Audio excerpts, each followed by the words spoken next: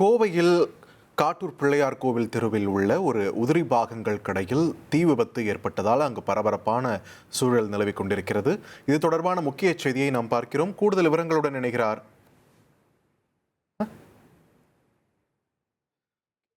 இது தொடர்பான காட்சிகளை முதலில் பார்க்கலாம்.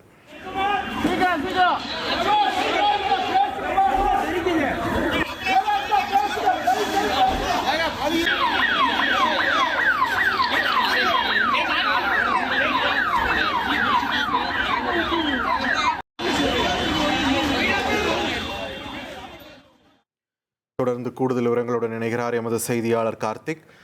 வணக்கம். பார்க்கவே பதற வைக்கும் காட்சிகள் திரையில் ஓடிட்டு இருக்கு. இப்போ அங்க உள்ள சூழல் என்ன? தீ அணைக்கும் பணியில சுமார் எத்தனை குழுவினர் ஈடுபட்டிருக்காங்க? விரிவான தகவல்களை பதிவு பண்ணுங்க.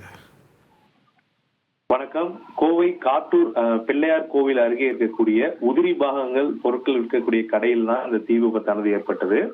சுமார் 1 மணி நேரத்துக்கு முன்பாக இந்த தீயானது அந்த கட்டிடத்தில் மளமளவென பற்றி ஏற்பட்டது. உடனடியாக அந்த புகை இழந்தவுடனே கடையில் இருந்தவர் அந்த பக்கத்தில் இருப்பவர்கள் உடனடியே வெளியே வந்தனால தற்போது உயிர் சேதமும் காயமும் யாருக்கும் ஏற்படவில்லை என முதற்கட்ட தகவல் கொடுத்திருக்காங்க. இந்த சூழல்ல அந்த 3 அடுக்கு கட்டிடம் முழுவதுமே, அதாவது மாடியில் குடோன் வைத்திருப்பதாக தெரிகிறது. அந்த குடோன் முழுவதுமாகவே எரிந்து நாசமாகக்கூடிய காட்சிகள் தான் தற்போது நம்ம பார்த்துட்டு இருக்கோம்.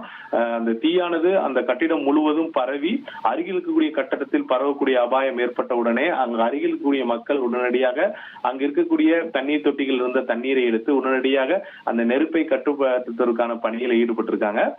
தீயணைப்பு துறையினருக்கு தகவல் கொடுத்தவுடன் உடனடியாக தற்போது தீயணைப்பு துறையினர் களத்தில் அந்த தீயை அணைக்கக்கூடிய பணியில ஈடுபட்டு இருக்காங்க. அந்த உதிரி பாகங்கள்லாம் அந்த வாகனங்களுக்கு மற்றும் தொழிற்சாலைகளுக்கு பயன்படுத்தக்கூடிய அந்த ஆயில் சம்பந்தப்பட்ட பிளாஸ்டிக் உள்ளக்கூடிய பொருட்கள் விற்பனை செய்வாங்க போல. அதனால அந்த தீயை இன்னும் கட்டுப்படுத்த முடியல.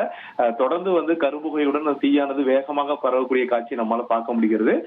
தீயணைப்பு துறையினர் ஒரு பக்கம் அந்த தீயை கட்டுப்படுத்தி வராங்க. அதே சமயம் போக்குவரத்து போலீசார் மற்றும் காவல்துறையினர் மாநகர் பகுதி மற்றும் கடை வீதிகள் அதிகம் இருக்கிறதுனால போக்குவரத்து நெரிசல் ஏற்படாமல் இருப்பதும் மக்கள் கூட்டம் கூடாமல் இருப்பதுக்காக அவங்க ஒரு பக்கம் பாதுகாப்பு பணியில் இருக்காங்க.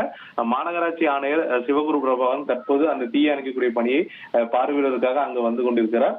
தொடர்ந்து இந்த தீயை கட்டுப்படுத்தும் பணியில தீயணைப்புத்துறை, காவல்துறை அனைவரும் சேர்ந்து அந்த தீயை அணைக்கும் பணியில் ஈடுபட்டுவது மிக முக்கியமாக பார்க்கப்படுகிறது.